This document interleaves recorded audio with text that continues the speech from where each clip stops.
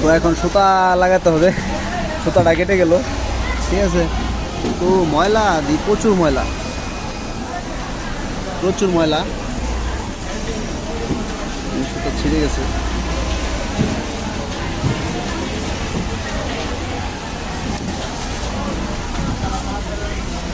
তা কিভাবে লাগাবো, কোন ধরবে কি ধরাল?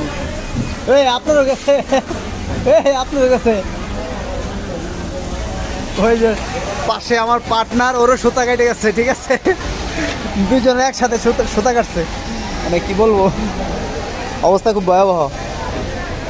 এই নিয়ে একটা কাজ করছেন আপনি, সুতা একসাথে কেমনে কাটলো?